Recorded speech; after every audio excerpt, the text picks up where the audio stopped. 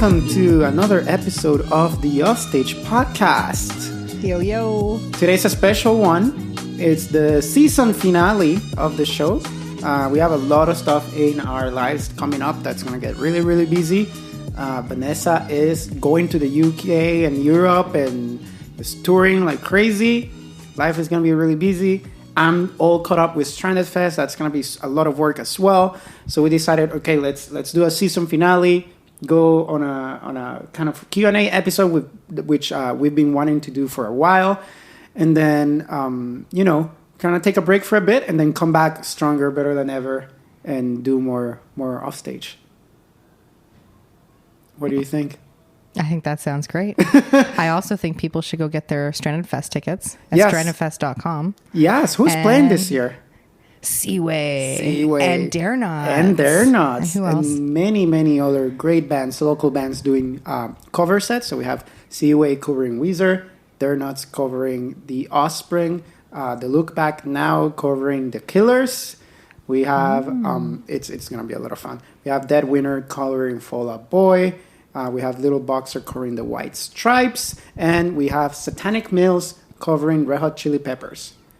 Awesome. And I also think that people should go get their Cleopatrick tickets for their 36-date international tour, which includes dates in US, Canada, and Germany, Paris, and Stream Youth. Yes, Stream Youth. You can get all of that info at cleopatrick.com. Cleopatrick.com. Now that the ads are, like, the self-serving ads are done. Hey, at least we waited until the last episode to really plug our shit. Now that you made it through, like, the 7 hours of us talking, let us plug our shit. Yeah. Right? As Gary Vee calls it, that was a jab, right hook. Yeah, tons of jabbing. Yeah, lots of jabs. Yeah, lots of jabs. Here's the right hook. Buy our shit. Anyway, yes, we're really excited to get to work. As you know, that's kind of like why we both started this podcast. We're both involved in the music industry. So, summer is always the busiest time of year. So as that approaches, we kind of put a pin on the podcast. And then, once the winter rolls around again, we'll probably regroup. But no, we'll see. We'll see what we do in the future. But we do want to keep it going. We're just taking a break because we're busy as fuck. Mm-hmm. And we're even going to expand. We've already talked about some really good ideas for future episodes where we're going to expand our audience. Right now, we've been talking to artists a lot, but I think in future episodes in the next season, we'll talk to promoters and managers and booking agents that are just starting out to help you find success. We have friends in the industry that they'll give you the tips, because you can hear it from the artists themselves, but you can hear it from the good thing about hearing from. So here's the difference, I think. When you hear from an artist, you hear from their own lived experience of their own art project and their own band. Mm-hmm. But when you hear from someone who's working behind the scenes, they've seen it all. They've seen all kinds of bands, all kinds of artists. So you don't get a single experience. You get like a collective experience of saying, I saw a band that did this. I saw a band that did this. I saw a band that did this, Mm-hmm. I've seen 80 bands that all did the same thing and they all failed. So don't do it, right? Yeah. So you get more of a macro image. And then you get like the micro experience with the artist. They're both important to keep in mind, but you get that kind of different approach. Yeah, exactly. Which is kind of what we do with all that we've seen in our experience. But it'd be great to bring other people in the industry that we work with and respect, and also speak directly to people who want. Like, I've had a lot of people come up to me lately, younger people saying, "How do I become a manager? And how do I become a promoter?" And so we can give some advice on that stuff rather than just how to be a fucking banging band. Just put it on your job description, on your LinkedIn. That's all you gotta do. You're officially a manager, Mr. Manager. So today we're gonna do a Q&A episode. We put out a call on social media for a Q&A. We got really good questions. Some of them might be a simple, quick answer. Some of them might devolve into really long debates, knowing us. We're gonna be going through them, and we'll see how it goes. Cue in the really cool intro music, and then we'll start with the Q&A.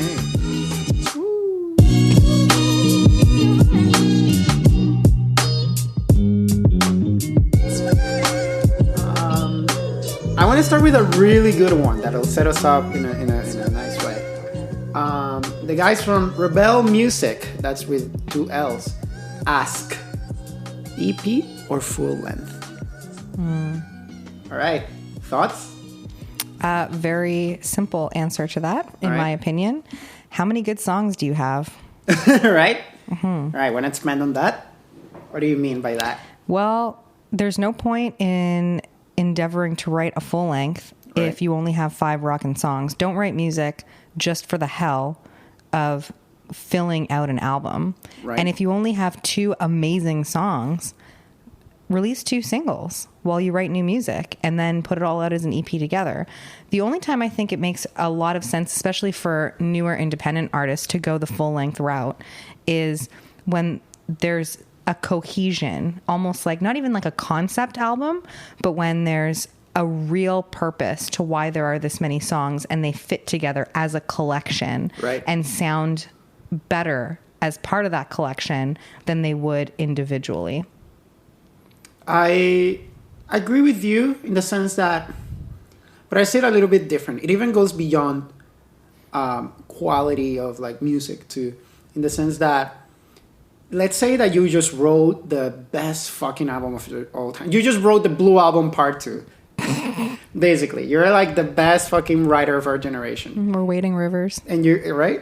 And you recorded these 10 songs, and you're putting out this album, but you only have like 20 fans online. Why are you putting together an album? Yes, it's great, but there's no audience, right? That's a release strategy, though. You could still write that album and just keep it in the backlog. Keep it in the backlog and release like 3 singles over the course of 6 to 8 months. And then when you build up based on those singles, and we live in a singles world and streaming platforms love singles, that's when you can release the whole album. Release as many singles as you have individual banging singles on your album, and then release the whole collection together. I agree. I think it's a matter of looking at what your strategy is, and looking at, why am I releasing an album other than because I have the songs, so I'm going to do an album. And also, a bad answer that I always hear to that question is like, well, because we need to put out something and build an audience. It's like, the album doesn't build the audience. You build the audience for the album. Yep, and you can build an audience on one song. Exactly, right? So don't think that putting out an album means you're going to get an audience for it. Right? That's not how, you're doing the math backwards. So what I recommend is, let's say that you have a group of songs for an EP or an album, and nowadays it's not rare to see a 10-track album when there's like 7 singles, right? It's not rare to see it. So what I do recommend is just record songs, right? Especially if you're like starting out, you're in the first like 5 years of your career, right? Or you're a medium-sized band to a small-sized band. And I checked out the guys from Rebel Music. They seem to have, they're bigger than most local bands, but they're awesome. Not. Yeah. Shout out to Rebel. You guys are great. Yeah, exactly, right? So, but they're definitely not like, they're not Maroon 5, right? They're not huge like that. I hope they don't want to be Maroon. Right? Maroon 5. I was trying to think of a mainstream rock band example, and I'm like, what else is there? 2008? Come what on, else Martin. is there? No one plays guitar in mainstream radio anymore. Anyway, what I mean is, when you're in that stage, you really got to think about how you're going to promote this thing. And like you said, big fan of like at least 3 singles before you drop that EP or that album, right? And that's something that I've been learning. Like, my own mind, I've been having to change it about that. I used to be all about, have 1 single a week before the EP or album drops, and then you drop the thing. It's like, no, that's so fucking bad. Also, because you gotta think on a campaign mindset, right? Each single gives you an excuse to do a full promotional campaign around it. Yes. You can base a whole tour out of a single. You can have a music video. You can literally, you have single 1 for the EP, right? Let's say, or album. And then you do the stream, right? Out on streaming platforms, you maybe get something with a blog site that wants to stream the song a day before, and that gets you an excuse to get some hype going. Week 2, you do a music video. You drop a music video. Bam, another news cycle going. Week 3, you might drop like a live acoustic session that you did and you put it up on YouTube. Bam, another excuse to write about it. And you're still just working on 1 song, right? Then you can do like a full tour to promote the single and call it, if you're single, it's called Apples and Bananas. You call it the Apples and Bananas tour, right? And you can drop a shirt based on the Apples and Bananas music video. Then you can do like a merch bundle where you get like the CD with the CD. You get like the MP3 file. What's that? Right? Not even, who fucking downloads MP3 files anymore? You can do like a merch bundle based out of the, let's say that, here an example. Let's say that in the music video for Apples and Bananas, you shoot it at the beach. So then you can do a custom beach bowl, with a logo and a t-shirt with Apples and Bananas. And then that's your promotional strategy. And what I mean this is like, see, that gave you all that promotional strategy out of one song. Then you do it again with song number 2. You do it again with song number 3. And by that point, like, that's what really helps you grow an audience, that process, right? Mm-hmm. Playing shows, promoting, doing crazy stuff. Maybe for one music video, you try to do some viral strategy, or you try to do viral stuff for every one of your singles. So when you really do drop an EP or an album, it's worth it, in the sense that recording an EP, recording an album, it's a lot of work. It's a lot of money, a lot of time, a lot of creative work. Like, you gotta make it worth it. If you're gonna drop an EP or an album, you gotta make sure that there's an audience for it to listen to, and you gotta hype it up as much as you can. Mm-hmm. If you release 3 to 4 singles before you drop the EP or album, amazing. And then you drop a 5th single the day it drops, right? Yep. What do you think? I completely agree. And especially when it comes to streaming platforms, when bands are new and you don't have hundreds of dollars and you're not going on tons of tours where you're going to sell a bunch of CDs or vinyl, which is even more expensive but more desirable these days, the streaming platforms are your main focus, and they work in a time-sensitive manner. So if you drop an EP that has 2 or 3 banging singles on it, but you drop that whole EP at once, it's going to be a lot harder for you to push a single that's already been streaming for 3 or 4 months, because streaming platforms like new releases. Yep. Absolutely. Not only streaming platforms, like social media in general, just wants you to keep upgrading and updating. And let's say like one of your goals is like to grow your YouTube following at the same time. Mm-hmm. So, week 1, you have the audio, just the audio version of the song. Week 2, you drop the lyric video. Week 3, you drop the music video. Week 4, you drop the acoustic session. Yeah, or live off the floor. Or live off the floor or something like that. And there you go, a full 4-week strategy on YouTube, which gives you a video a week, which they love. They love channels that are updated constantly. Yeah. Then on month 2, you drop the second single. And you do it all over again. Or maybe you do that for month 1, month 2 you go on tour, you do video diaries. Yeah. Right? Same thing like you said with Spotify. If you're releasing a song every month, every 2 months, every 3 months, they love it. They're like, oh, this artist is active, and you can release acoustic version as a B-side or something like that, and just keep it going. Keep that band going. Like that basically just pushing. Keep the hype up. Keep the hype up. So yeah, EP or album, and when it comes to deciding between EP or album, think about those things. How many good songs do you have that you can like really think that they're singles after putting all that work in? Mm-hmm. And I would say if you're still playing in front of 50 people every time you play, EP. Go with EP. Don't. There's no use in spending all the money for an album when you can't really showcase it to that size of audience. Mm-hmm. I would say, start thinking about an album once you've had 1 or 2 singles that did extremely, not that they're good, that they did well, and that you can think that you can actually, that you've figured out what is it that people like about your band and what they don't, and that you can capitalize on that, and that you already have an audience. That's when you should really start thinking about a full LP. Mm-hmm. Until then, hammer away at singles and EPs. Mm-hmm. My 2 cents. Absolutely. Next question, please. Right. Oh shit! I'm not ready for this. Entertain the crowds. Entertain the crowds for a minute. I got a question. I gotta switch profiles. Martin is overheating. Sleeping. He doesn't know how to operate his phone. All right, here we go. Got it. Okay. So this is a question we got. I got on my Instagram because we posted this on the Offstage Instagram at the Offstage, and our personal ones too. This one is by, and first of all, I love the fucking band name. Dead Dudes Get Wild. It's a very broad question, but I have really good insight for this, guys. The question is, our band is doing its best to reach people with our tunes, but we could use some pointers. Do you have any advice? of course, advice number one is just listen to the full season. I was just going to say we have podcast. 6 episodes worth of advice. Right? But I took the time to make this question a little bit more targeted. I went into this guy's profile. Oh, okay. This guy's profile and checked out their Instagram profile. And, just look at what already works and how you can make it better. I went through your profile a little bit, and I noticed that you actually get higher engagement on the videos where you guys are playing on your acoustic guitars and singing. Because you have both pictures of photos. You have photos of shows and photos of posters. But you're uploading a lot of videos where you're just on a guitar singing and playing songs. And those, for what I can see, they did better than your other posts. They got more likes. So what I would recommend is, look at that into your own Instagram insights and corroborate that it's actually the case. I can only see so much from this side, right? Right. Confirm that that's actually the case, and be smart about it and start using specific hashtags and posting this stuff, and get creative with it. An example: yesterday I saw this video on the Explore tab of this girl that did a singing challenge with herself. So she edited it herself on both sides of a microphone.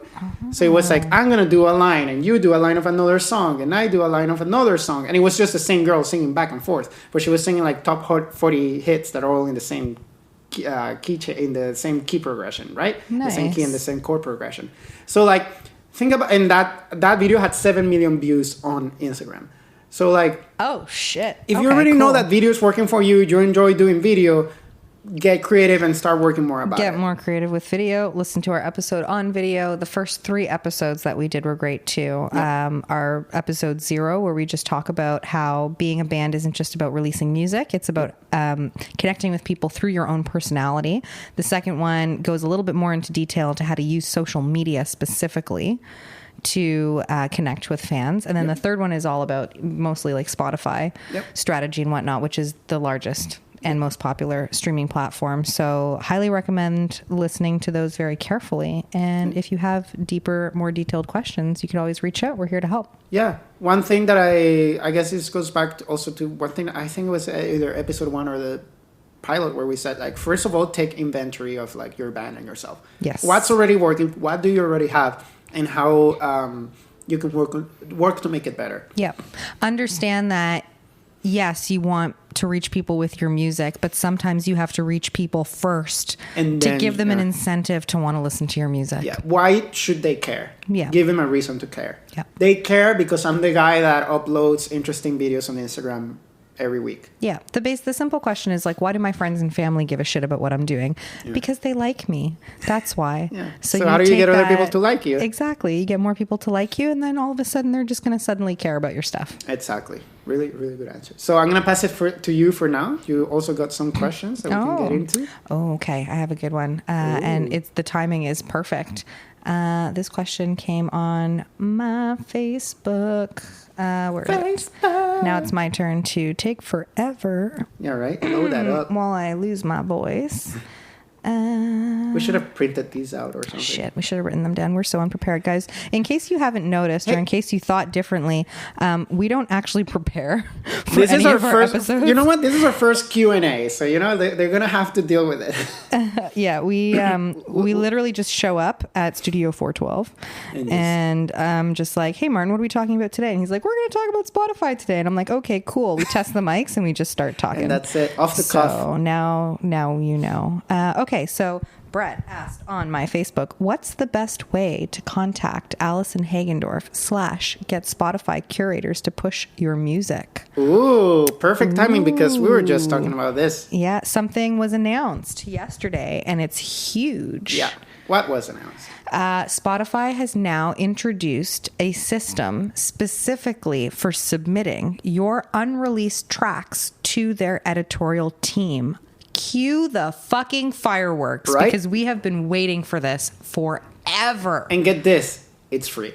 It's free. It's always free. They actually said at the bottom of the Variety article that I read is they had to make it 100% clear that money will never be the mode to getting your song on a Spotify editorial playlist. And this is what I love about Spotify. Right. Their curators care about listeners, and that's why they do so well. It's all based, they have a human editorial team that knows a lot about your band through your analytics. knows a lot about listener patterns, what listeners like, so they can find, just like, you know, how Discover Weekly works so well. Yep. They understand listeners really well, and they have over 100 staff, I believe, on their editorial team, I read, that know everything about music, that love music, that will listen to everything. And yes, it's up to them, including Allison, who choose songs that they think that they really like, but then it's up to the listeners. It's up to how well that song does on the list that they're placed on. That depends or decides whether or not you're going to end up on bigger playlists. Yep. So now you can go and do that in the Spotify backend. I believe it's in a beta version right now. I know on my Artist Insights profile, I saw a pop-up come up today that gave us access to it. Yeah. So if you don't see it yet, stay tuned. It's coming really soon. Yeah. It's obviously very important to them. Spotify just keeps on. I just heard about it from you, so I haven't checked out yet. Yeah. So I don't know how that's going to work, but it's probably going to be a rollout. It's going to be like they're going to roll it out real quick. And then going to be a rollout. So if it's like, you know, it's fucking July 2018 and you still haven't gotten your Spotify for Artists backend set up, what are you waiting? You're literally shooting yourself in the foot at this point. Yeah, you should have it. You should have it. If only for the amount of data it gives you. Yeah, exactly. And for people who don't know this and who prefer Apple, they actually are just rolling out. It's in beta still. You can request access. I do have access to it. Is now they have an Artist Insights backend that they're working on. So Google, you're the last one. Come on, man. So they're a little behind in the game, and they're still working out the kinks while Spotify continues to update and upgrade their system. But you can get onto that. There's still, as far as I know, no way to submit directly to curators unless you have a distributor pitching for you or, you know, a radio team pitching for you. Publicists that have contacts are really good for that. And that's another answer to the question is, how do you get your stuff on Spotify playlists? Well, if you have a good Spotify or a good publicist or a good radio team, they have those relationships. And talking about that a little bit more, what you were just saying about pitching is that's going to be a huge factor here on the Spotify and this new Spotify platform, because your song might be great, but you're also going to have to learn how to pitch it, because the article that we were reading mentioned that, you know, it's going to be very important. These curators are going to be looking at your pitch, how much information you can give about the song, what's your story. Like, you got to make them care. You got to make them, like, you got to have this pitch so well crafted that before they even hit play, they're really like, wow, I really want to listen to this. Yes. This is going to be crazy. Yes. This is going to be so really exciting. Sick. That's so exciting. It's really going to challenge you to be an even more creative person and say, here's my song, here's the story of this song. And don't be like, oh, this is a song about my ex-girlfriend and I was sad. Nobody gives a shit. Tell the actual story of why that song is powerful. Why does it matter? Who are you? Because when you're submitting, you might be an unknown artist at this point. Mm-hmm. And really hone your craft at creating your own brand and story. So when you're pitching great. Yeah. And try to build up your followers a bit too, and really understand how Spotify works, have playlists, like create your own playlists, like learn to love the platform and understand it before you go pitching, because they look at that stuff too. They look at your existing follower base and their listening habits to see where they could best put your song. Yeah. And aside from that, while that's still in beta, Submit Hub, I'm a big fan. You need you really need a thick skin if you're going to be using Submit Hub. But you can also reach out to curators and bloggers and Spotify playlisters that don't necessarily work in Spotify, but they can get you a bump in like really good playlists through Submit Hub. However, Submit Hub is not free, but it's very cheap. It's like $2 per submission. Yeah, $1 to $3 depending on how big the submission or the something like that. Publication is. I recommend it. Just be ready for really weird, not weird, but all over the place kind of feedback. Some people will not like it. Some people will love it. On the same song, I got one comment saying I hate the vocals and another one saying I love the vocals. Yeah. So, don't take it too hard. It's just different people with different tastes. Exactly. And as for how to get in touch with people directly, because, the first part of that question is how to contact Allison Hagendorf. Well, her contact information is public knowledge. She's very active on social media. She has a website with her email address. Her Spotify email address is public. And I guess the best advice that I would give to contacting anybody in the music industry, any type of curators or whatnot, is honestly, It's very obvious, and I know this as a manager when bands are contacting me because they want something. I can tell how real they're being with me and whether or not they think I'm human or they just see me as access to something that they want. Yeah, like a means to an end. A means to an end, exactly. So be fucking cool. And if you're going to contact someone like Allison, understand that she's a fucking human being. Yeah, exactly. And you don't want to contact someone that you don't know and just ask them for something. It drives me insane when people contact me and they're like, give me this, give me that. It's just like, why? Yeah. Why should I? Even though a lot of the curators too, they do listen to everything and they will, but you can't, especially when it comes to the Spotify curators, you can't sell something based on, you know, just this huge pitch with numbers and stuff. Like there's a real human element to it. And so they get bombarded for sure, day with which stuff. means So you're means that they can comb through and seek out the fakes real quick. So you could actually hinder your chances a lot more if you have this huge long spiel selling yourself that could turn someone off before they ever listen to your song than doing something really simple and being like, yo, we're really proud of this tune, what do you think? Link. That's it. And make it easy too. Like, you know, I've seen bands that they're like, you know, oh, we're dropping our EP next week and we're sending it out to like bloggers for them to review. First of all, you shouldn't be doing the week before it drops. And second of all, I asked them, so are you sending them an EPK with all your information, everything? And so they can just like, if they want to write about it, they basically just have to like copy paste from your EPK. Be like, no, what's that? And it's like, oh, okay. All right, buddy. Okay. Where do I start? Like, make it easy for whoever's going to be dealing with you. Hey, I have to edit that out. Oh, shit. I didn't realize how loud that would be. She was knocking her head with the microphone.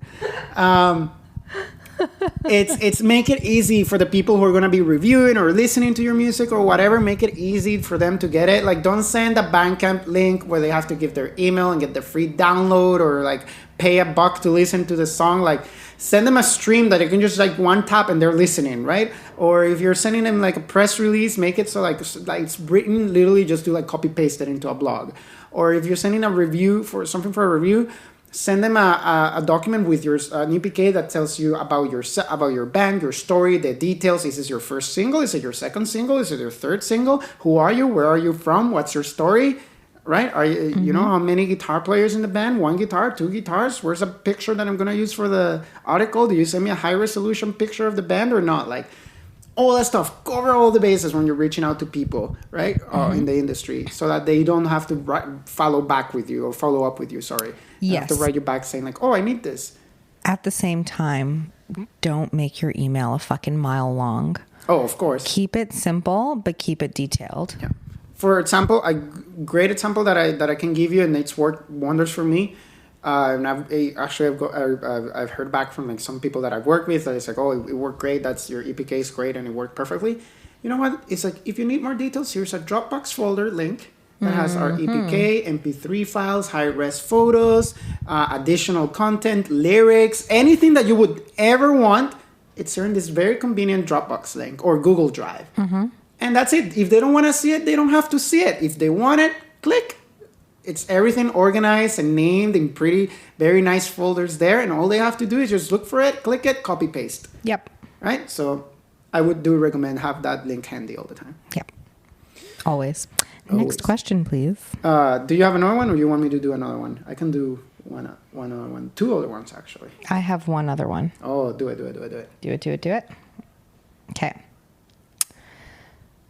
Jake Shorten, never heard of him, asks. Works with you. This is a good question, though. All right. I actually didn't see it until today. He sent it earlier today. That would be why. Jake asks, what is the thing that bands or management waste the most time on thinking that it's important? Ooh. That's a really good question. I can give you the band perspective. I can't really speak for a manager. Okay, you go first and then I'll rant. Okay. I'm going to go on a rant too. Okay, you start. Okay. I personally think that local bands that are starting out, waste so much fucking time rehearsing. So much time playing the same songs over and over, the same 5 to 6 songs, because usually that's all the time you get on stage at that time in your career. playing the same songs over and over and over and over ad nauseum. No point. If you're gonna spend, maybe you have a rehearsal space for free, but most of the times you're renting out a rehearsal room or something like that. If you're gonna spend that time, that money, that energy, and that effort into something every week, because maybe you're having weekly rehearsals, make sure that there's a means to an end. Do you have a show in the next 30 days? No, then don't go and rehearse. There's no point, right? Unless like you're really, really, really starting out and you just want to like get good at playing with your bandmates, yes. But if you've already been at it for a year or two, there's no point on doing that without a goal. You might say, okay, we have a show in 30 days and we want to start playing to a click track and have our drummer play with a click track. Perfect. You have a plan, there's an end goal, and you have a strategy, rehearse. Perfect. But, you have no shows booked and you're still rehearsing every week. That's time and money and effort that could have been put into social strategies, making viral videos, online content, designs for merch, literally anything else, new demos for new songs. And you can demo like 40 songs and out of those 40, maybe one is the hit, right? Who knows? I personally think bands waste too much time rehearsing for no reason. I want to expand on that because when you first told me your answer without explaining it, I was like, how could you practice too much? That's stupid. For me, practice makes perfect, but it makes perfect sense. And I've actually read books about this before, that if you're doing the same thing over and over again without an end goal in mind, you can actually be setting yourself up. You're practicing doing something a lazy way. Yep. And then when you realize that you have to change things up, you have to unlearn that 500 times of playing the same song. The same set, the same way. So when it comes to like tweaking your performance or tweaking an instrument or tweaking whatever, it becomes so much more difficult to undo what you've like drilled into your head is the protocol. So having an end result it's not even just, I have a show coming up. It's, what am I trying to achieve by the end of this practice? Right. If you don't have a goal, then you are actually wasting your time. And some bands might think, well, it's when we're practicing for no good reason that all of a sudden this comes up. Great. Those things happen, but that's still, it's working hard rather than working smart. Yeah. So if you have a goal in mind and you're practicing because you want to come up with a new way to do things, you should be thinking about that actively, not just waiting for it to happen by accident. Exactly. Don't be like, oh, we rehearse because every so often when we're rehearsing, a song idea comes up. No, you're not being efficient. Book time where you're going to say, hey man, you and me, maybe the two main songwriters of the band or something like that, we're going to come to my house with our acoustic guitars, exercise of the day, write 3 songs in 3 hours. Right? Even if they're shitty, but like you're actively working out that creative muscle, right? Exactly. You're practicing things that are a lot more important to your business. And you already have a goal. It's today we're going to write 3 songs in 3 hours. Are we ever going to play them as a band? Are they ever going to get released? No idea. But this is our goal for this thing. So don't go into rehearsal being like, oh, it's just what we do. You're wasting time. There's no difference between playing a song 50 times and playing it 100 times. It's going to sound the same. Yeah. Right? It's going to sound the fucking same. No one in the show is going to notice the differences. Yeah. Right? Everyone's drunk at the show anyway. Exactly. And you can get a little loose. Like that's why you practice before a show because you can be rusty if you don't play for a while, but that's why you jam and you get back on track before the show. But you're not going to fucking forget how to play the song. Exactly. If you rehearse 2 to 3 times before a show, you should be fine. Right? Yeah, exactly. Well, if you've already done the due dilegence when you're a new band of learning how to play the songs and making them tight and perfect, you don't need to play them 4,000 times. 100%. This is all under and musicians everywhere. This is all under the assumption that you know the fucking songs when you show up to rehearsal. Please. I've had few very bad experiences where it's like, all right, ready for rehearsal. And one guy in the band's like, can someone teach me the song? I don't know it. It's like, dude, everyone else practice and knows their parts, right? Like, what the hell? That's a really good segue into what I have to say about wasting time. So I had to think about this for a couple of minutes, but the one thing that I, as a manager, have wasted a lot of time on thinking that it was important and necessary, and that I've seen bands wasting a lot of time on, is trying to motivate band members. The bass player. The bass player. To do or the drummer. To do things that they just won't do, like taking the band seriously. I have spent literally years trying to motivate a super awesome band to look at social media and marketing a different way. And 3 years, nothing happened.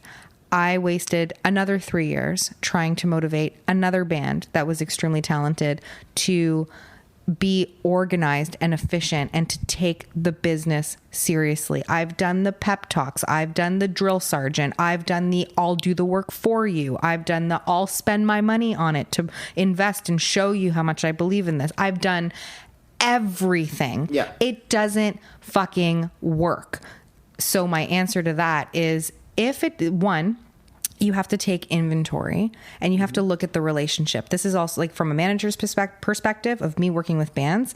This is what I look at now when I'm considering working with a band is, do we gel? Do we feel that the same things are important? Because I can love and support a band that is totally not at the level that I would work with, because they just don't care about the business enough. Great. I'll help you book shows. I'll give you advice. I'll do whatever. I won't start a professional relationship with you because I've been down that road and it just doesn't work. If I'm going to work with the band, this is my vision. This is the way I want it to work. I want to run it like a business.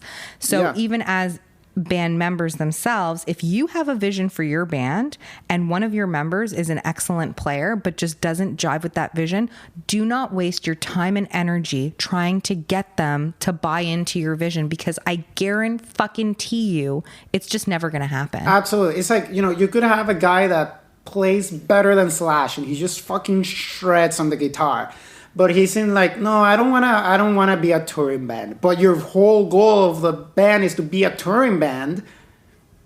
There's some million guitar players out there. Don't waste your time. Yeah, and it's really hard too. And I wrote an article on this years ago. It can be really, really difficult, it's especially like a breakup, like a real life breakup. Yeah, especially if they're like a good friend of yours. But you have to be real about that. Like you have to be real. Like, does this fit? Yeah, we may be an amazing band together, but if you spend half your time fighting and stressing over actually getting shit done, look, man, it's just never going to work out. Just like when you're in a relationship with someone and you just wish that they would just be a little bit more like this. You love them a lot. The sex is great, but all you do is fucking fight. Exactly. That's why bands and relationships are so exactly the same like that. It's literally like that. It'll it's literally never like that. change. So and it's like, yes, they're great. They play like crazy. When you're actually playing a show, it sounds sick.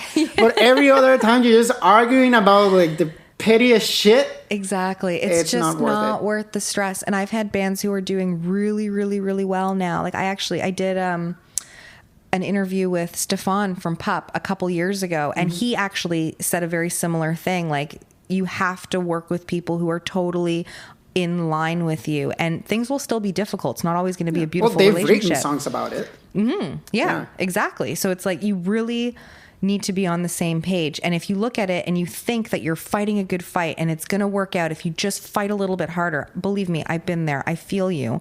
But try to compare that to an actual romantic relationship and see how crazy and futile it is. Yeah. It's just not going to work out. Sounds insane. Yeah. So it's either you accept the way it is and you buy into the vision of that person that you're trying to change and just accept that and work with it and understand it's never going to change, or move on. Otherwise, you are wasting your time. Good question, Jake. Thank you. Do you want to play for 3 years in a band that just gets stuck in square one, or play for 3 years in a band that like goes touring and plays on the radio and it gets fucking huge? Yeah.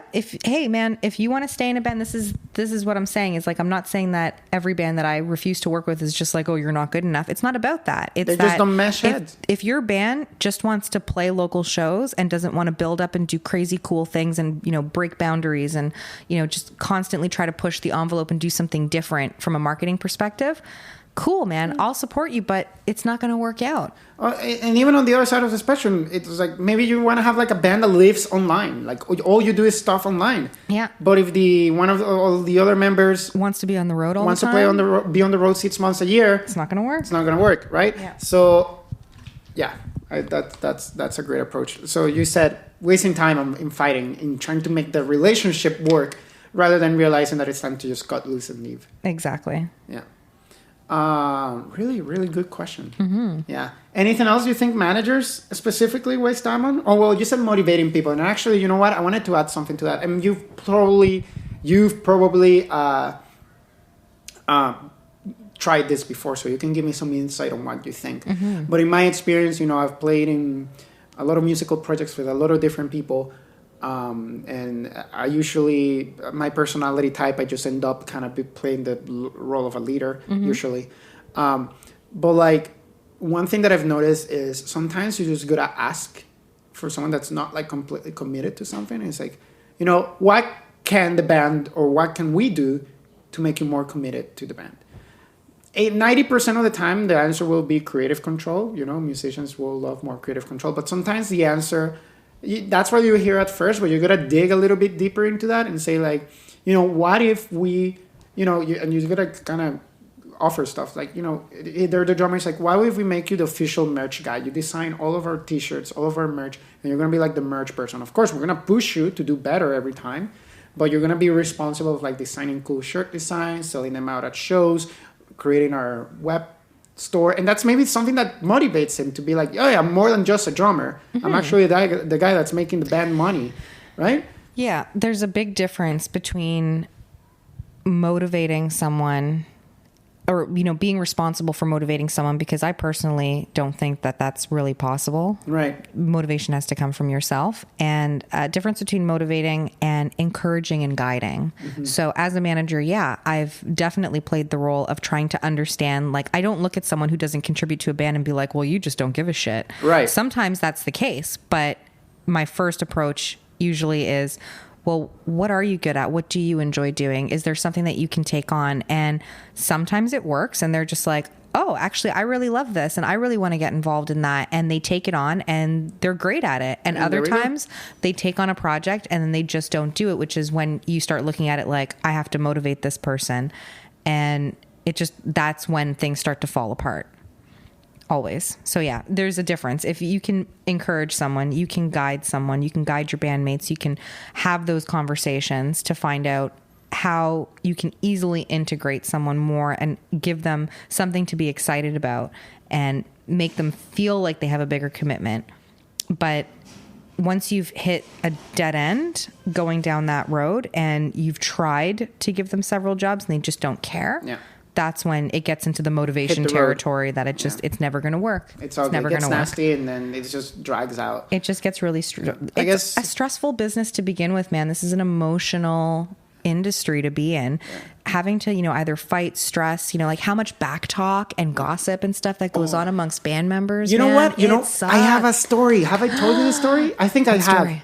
I like stories. Oh, fuck! It's such a good story. Okay, so I'm at my co-founder of Stranded Fist, Zachary. Yeah, plays with me on Backthrow too. I'm at I think it was his birthday party, or he was just throwing a house party. It was either his birthday or just some random party at his apartment. So we're hanging out, we're drinking. This guy comes up to me. He heard from Zach, obviously, that I work with Stranded Fist and all that kind of stuff. He reaches out to me and he's like, hey man, what's up? I have a band. He starts telling me about the band, and he's like, check out our stuff. This is our name. And you know what? I was like in a good mood that day. I was like, sure, I'll check you guys out. No problem. And 5 minutes after, we're like still hanging out, with a group of, that you're with a group of people, and then suddenly he starts like trash talking all of his bandmates. Yeah. Did I tell you this story? Yeah, I think you might have even told this story on air. The show? Oh, fuck. Then never mind. Yeah. He started talking about like the bass player being like an emotional B-word, the drummer being lazy and all this kind of stuff. And I'm like, I'm not going to check out your band, my man. Like, fuck it. But also, I was also thinking, and you know what? I'm going to slide in my own question to this Q&A. Okay. And I want to see how you handle this one. Okay. When do you know it's time to kick someone out of the band? I've done it in previous bands. Yeah, well, it's the same as you got to look at it from a relationship perspective. When do you know it's time to end a relationship? And the answer is that you can constantly sit there, and I've done this for years, saying, but what if I end it now, right before things were about to change? Mm-hmm. If that's the mentality that you have, where the only reason why you're not ending it is because you feel like something will change. What if the next turn is the right turn? Yeah, exactly. It's just, man, you never know. You never know for sure. But at the same time, you also don't want to be like that crazy, like one strike. You're fired. You're out. Yeah. One strike, you're out. But that's, I think it's a real personal subjective question. When do you know it's time? Listen, man, if you're stressed the fuck out and it's been months and you've tried, I remember just not worth it. One of my first bands, the lead singer and the bass player at the time did not get along. Like they would always butt heads on everything. Like, what color is that wall? Green, blue, and shouting match. You know what I mean? It's like, oh fuck. It was like literally like me and the lead guitar player would literally just start playing songs in rehearsal, or both of us, while the two other guys like left the room to like yell. Wow. It's like, all right, whatever. That's awkward. And it's like it got to those kind of levels. So when it's really hindering the progress of a band, it's like when you gotta make a fucking choice and be like, hey man, you gotta either cut it or you're out, right? And it's not easy, but you know, people get over it. Hopefully, when it's when you're being logical and about you're reasonable, you know, people know when they're fucking up usually. So if you tell them, hey, you're fucking up for these reasons, I think, you know, do you have a good case for yourself? If not, I think we gotta call it quits. And that's how it goes, you know. And I think sometimes the best way to start the beginning of the soon to be inevitable end is to ask that person straight up. You know, so that's my strategy usually, is if I don't know how to approach someone with something to make the decision, sometimes I ask them, are you happy if in the band? they want, not even a roundabout way. It's just like, hey man, I feel like you don't want to be in the band anymore. Is that true? And sometimes they'll just make the decision for you and be like, you know what, you're right. I think it's time. And then you're not sitting there pulling your hair out thinking, if you had gone to that same person in a different way and said, I think it's time for you to leave. And they're like, oh, okay. And then you're sitting there questioning yourself. Like, did I make the right decision? You just let them make the decision for you. So I think that's a really great way, unless it's a for sure, you're done, you're out, not a chance in hell. Then maybe, and you're questioning yourself, which was your question, is to ask them, do you still want to be in the band? Because I don't feel like you actually want to be in the band. Yeah. And you can totally,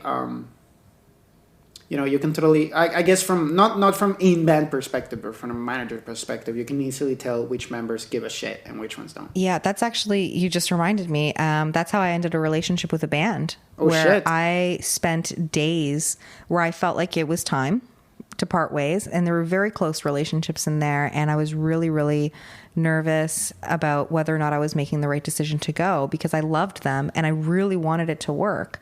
It was a really, really tough breakup. So I remember it hit me as I was on my way to meet with them, because I was still I called the meeting and then I was like, do I stay or do I go? Sorry. I didn't know what to do. And then it fucking dawned on me like 2 seconds before I walked There's in. a reason why the question is in my head. I should ask them. And I did. And the question was, do you guys mind would you guys be opposed if I step down? And they weren't like, see you later, bye. They were just like, if you think that's what you need to do, then yes, we support that. And that was the best possible way to end that relationship, because I was able to maintain my personal relationships with them. Right, exactly. That way, rather than, okay, guys, I'm leaving. And fuck they're just you guys, like, and just leave. What the fuck do you mean you're fucking leaving? So we actually made the decision together. I asked the question, they supported it, and we parted ways. I guess a good lesson to learn from that too, in just in the music industry in general, like, don't burn bridges.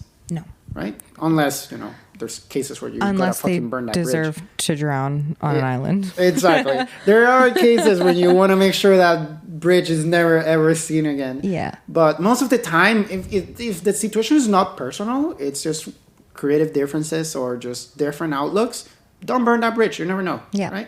So don't be a person that's like, fuck you, I'm out, and just courses people out. Be professional about it. Yeah. Even when you get to those kind of rough situations. Because you're essentially firing someone from the band, right? So. Yep, exactly. Next question, please. This one comes from my little sister. I'm not going to give you freaks the fucking Instagram user. But I thought it was actually a really, really good question. It's going to get really deep. So my little sister asks, what made you want to pursue music? And what's your favorite part of the business? Damn! Oh. We're getting existential here. Oh man, I had such a good conversation about this with someone a couple weeks ago. Oh fuck yeah. Yeah. You want to kind of recap maybe? Yeah, I will. So this person is a producer musician, and I was introduced to them at a show through an artist that we both work with. And so I was introduced as an artist manager. And so he asked me, he's like, I know why musicians get into the music industry. He's like, but I want to know your perspective. Like, why do you, as an artist manager, why are you in this business? Like, what's the motivation for you? And it was a really good question. It's not the first time I've been asked it, but we had a great conversation about it. My personal answer was, and this is not the same for every single artist manager, or agent, or label, or whatever. My answer is that I don't really see myself doing anything else. And to quote an artist who actually said this is why they write music, it's more of a compulsion than a drive. It's like, no matter what, no matter how bad things get or how hard things get, I just get up and I keep doing it. Like, if it suddenly became difficult to breathe, I'm not just going to be like, well, fuck it, I'm going to stop breathing. I just keep trying to breathe. Right. And that's, I can't really explain why I do that, but I think it's the same way why an artist can't explain why they have to create music and art. Yeah. And the reason why the conversation got really interesting with this particular person was because as an artist, they had given up because it got so hard to make a career out of it that they decided to just give up. And after a few months, they just felt like there was a piece of them missing. Like, I don't know what to do. And a lot of really great marketing gurus, like, the Gary V's of the world say this, is that if you don't see yourself, like if you can't picture yourself doing anything else, like if the thought of a different career drives you insane, or if basically, let's flip it on its head. If you can actually see yourself happily doing something else in the world, then this type of industry, like music and art, is probably not for you. Yeah. Because the people who really succeed and eat shit to the very end and walk out happy and successful, and not always necessarily from a financial perspective, are the ones who know that no matter how hard it gets in this industry, doing anything else would be so much worse. And I just, at this point, I can't see myself doing anything else. And I didn't actually even choose to be an artist manager. I didn't wake up one day and say, I love music, I want to be a manager. It was just, I need to be a part of this industry. I saw what it was about. I saw what people were doing, and not even at the real business level of like these big companies. That's a new thing for me. But in the very beginning of starting to go to local shows because friends were in bands, and then being a music journalist and getting to know publicists and local promoters and stuff like that, I just remember thinking, this is going back almost 10 years ago now, this is amazing. I need to be a part of it. What can I do? And I did anything and everything until all of a sudden the years started to stack up. And the thing I was doing the most was managing artists. Yeah, and it's totally an industry where you definitely earn your spots. You know what I mean? Like, totally, you have to. You gotta hustle and work hard and earn it. Yeah. Really good answer. Thank you. What's your answer? It's pretty big. It's a big question. Mm-hmm. Why do you go into music? I think, like, I think there's two factors that I find that mesh so well in music. One, I've always been a very creative person, I feel like.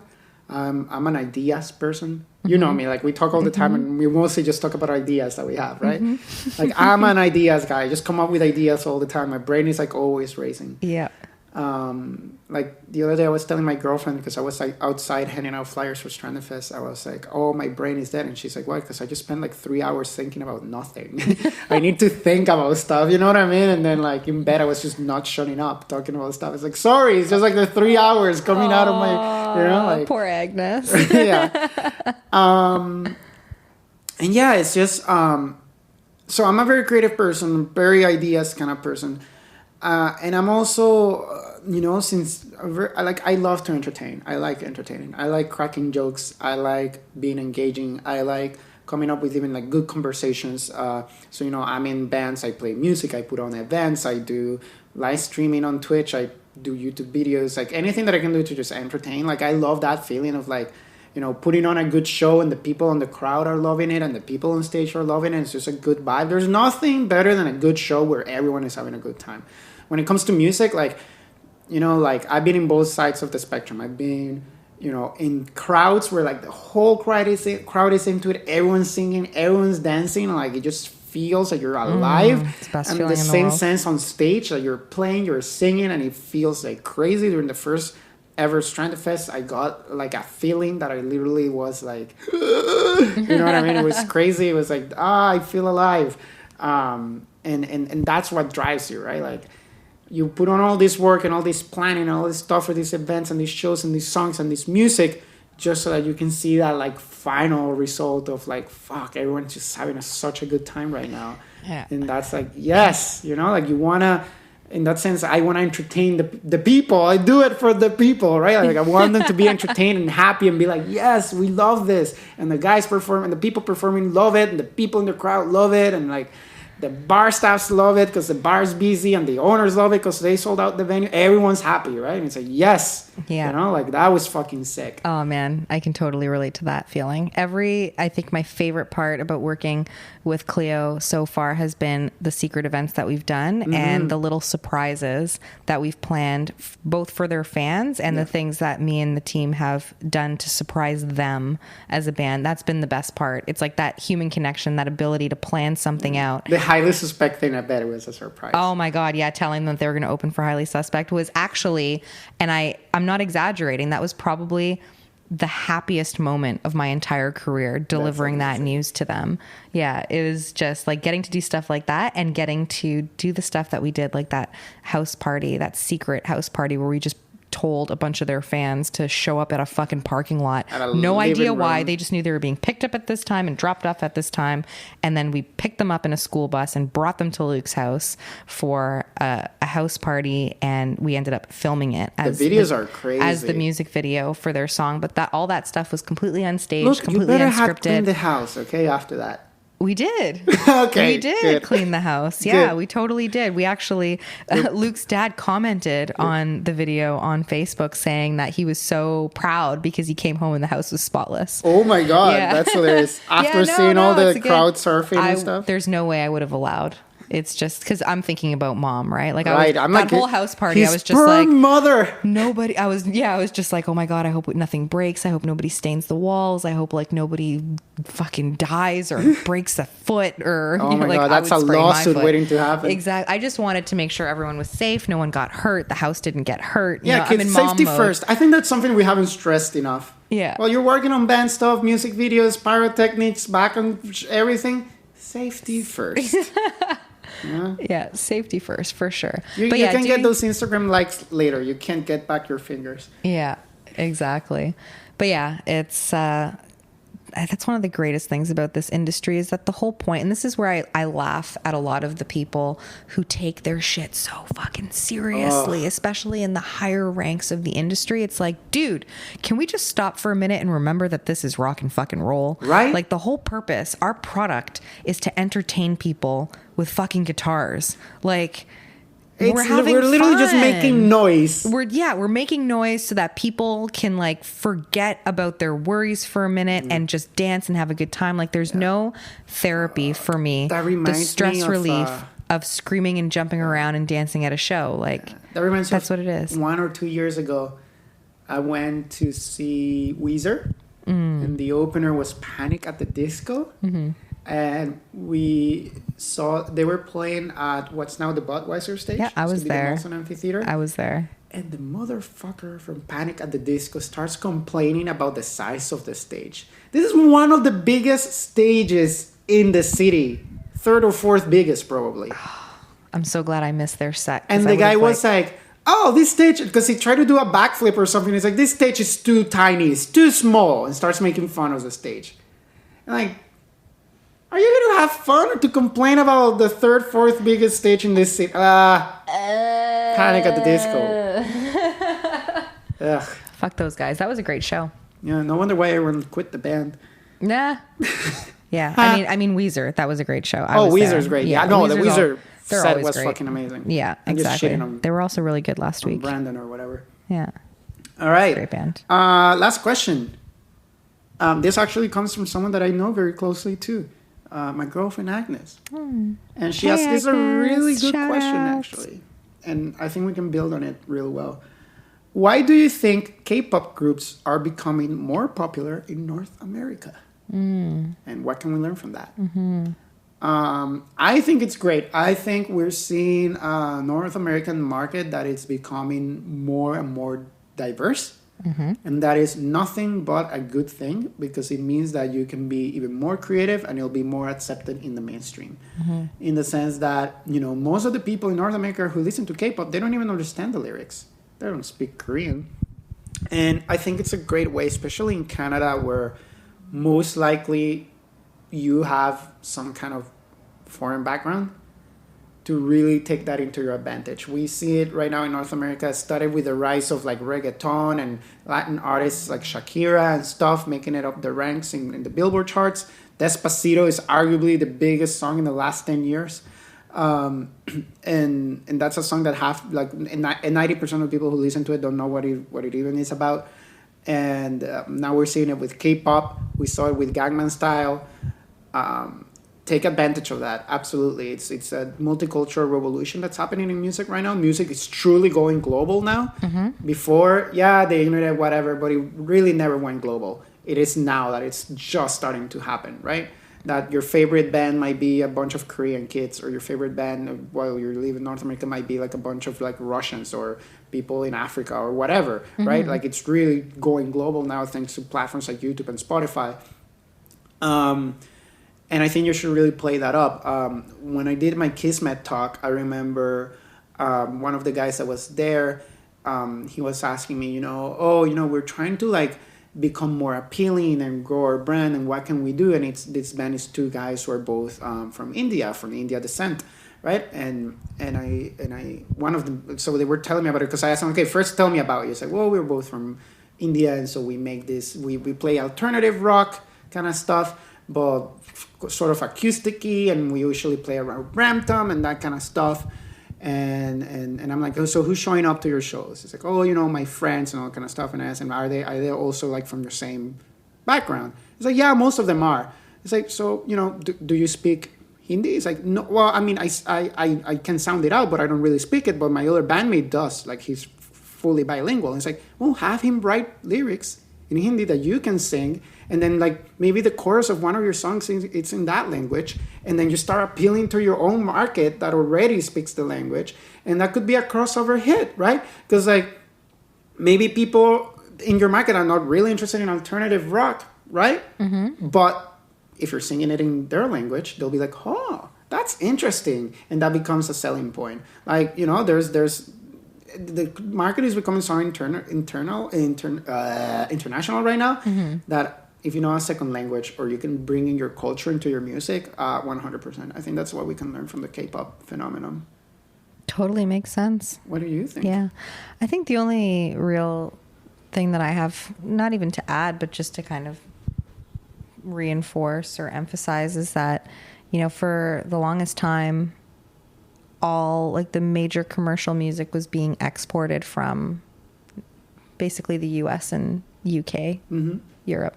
English speaking music has gone global for decades. I mean, like the Beatles were massive in Japan 50s, and things like that. So now it's because of, the internet has really revolutionized everything and neutralized the playing field.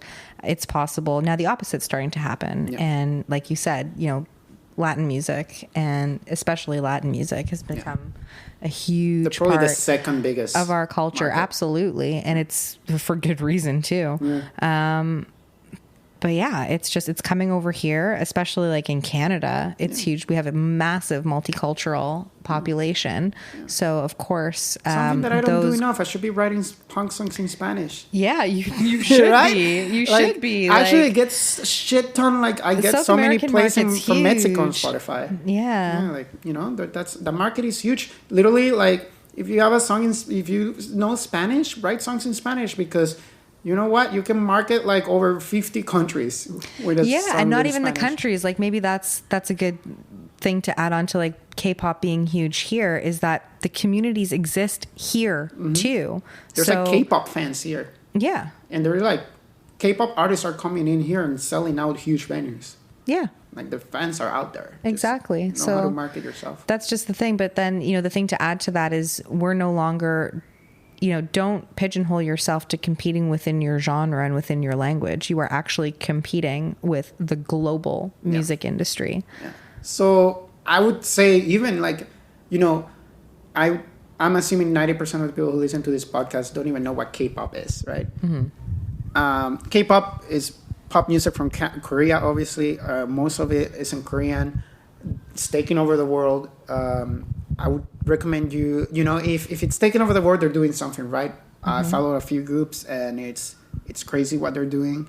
Go check it out and pull out your notepad and start writing down, like, what are they doing that I could do, that works, that they might be doing stuff that is like, that's not for me.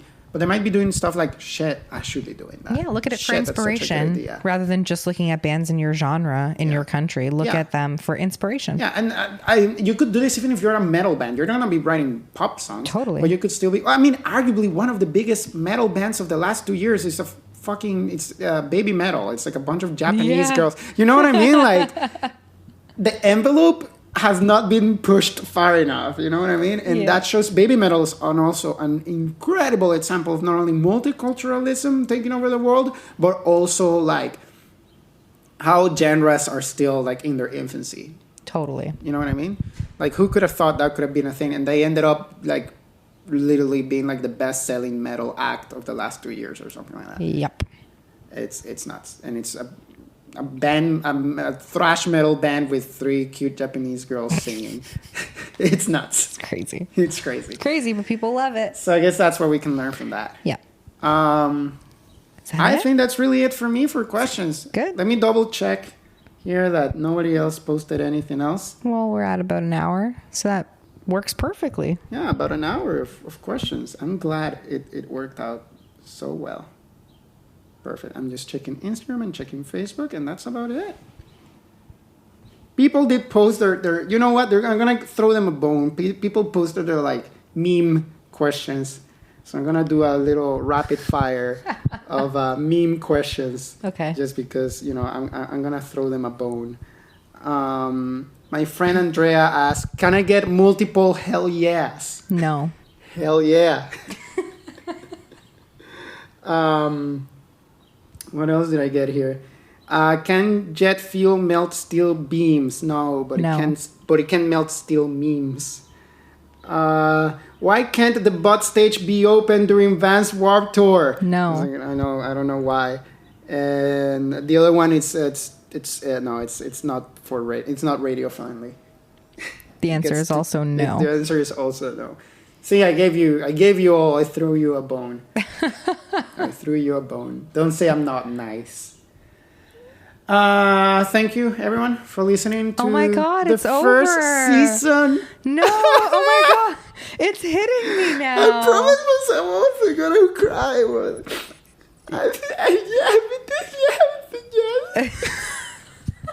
You got all that? Holy shit, that was good. See? That was Where's good. my Oscar? I am getting...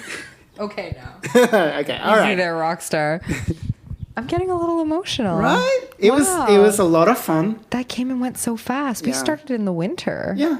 And now it's summer. Yeah, probably, we're really busy, but we're definitely getting back to this. We have plenty of ideas and like how to like grow the show as well and promote the show and make it even better. We've learned so much through this experience. Yeah. And I feel like it's also good in our personal level. Like every time we finish recording an episode, I have like more ideas. Yeah. I feel like inspired. I'm like, fuck yeah, like. I have more things to complain about. Woo. So yeah. Any shout outs you want to do for season 1? Oh, don't put me on the spot like that. I want to shout out to everyone we've shouted out. Yeah, I want to shout out season everyone who's shared the episodes, everyone who's like been checking it out. Shout out to my friend, to my buddy TJ Hodder. He's also a podcaster, and he's been like repping the show. Yeah, dude, that's right. Thanks so much for your support. Thank you, Arlene, for sharing all of our on stuff. Social media. Yeah, love her. Love her. She's my home girl. Yeah. Shout outs to Sagif for introducing us. For introducing us and for like all the nice comments. He was telling me a really funny story of tripping out when he first heard us mention him during the podcast. Thank you to the guys from Clio and from Minority 905 for coming on the show and dedicating their time to just talk with us about music business and all that kind of stuff. Thank you for everyone who's like the page, shared stuff, listening in. I know I've reached out to some people being like, oh, have you listened to my podcast? And they're like, oh, I already listened to all the episodes. And it's like, oh, fuck, that's awesome. So yeah, thank you for everyone that's been supporting it. If you haven't yet, share this with all your musician friends. Now you have a very concise, 7-chapter playbook that you can share with them. This sounds like a new commercial. Get the full 7 chapters. Call now. But yeah, now this kind of lives in its own kind of chapter, big chapter 1 with all these episodes of, how to get your shit together as a band and start working on stuff. Yeah. And it's always, I still go back to some episodes and be like, oh, what we did talk about here? Let me get some inspiration. If you're going to go on tour soon, check out the tour episodes. If you're going to release something soon, check out the Spotify episodes. If you're working on your social strategy, check out the social media episodes, right? Like there's tons of stuff to check out. Yeah. Maybe when, because a lot of things are going to be updated and new media, new updates, like what happened with Spotify, like talking about that now, it kind of cancels out a lot of what we talked about in our Spotify, not a lot of, but some of what we talked about in our Spotify episode, because now they have a new system. So we'll keep updating you guys. Really stoked to come back. I miss it already. Right? I can't believe it's there'll over. Be part 2s of many episodes, many topics. I guess it's closing time. Oh, you don't have to go home.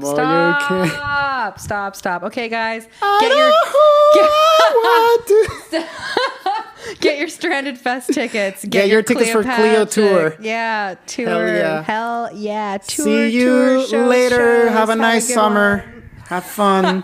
Don't change. Graduation day. Stay gold, babes. Stay gold. Love you guys. We'll be back. We remember. All right. Bye. High five.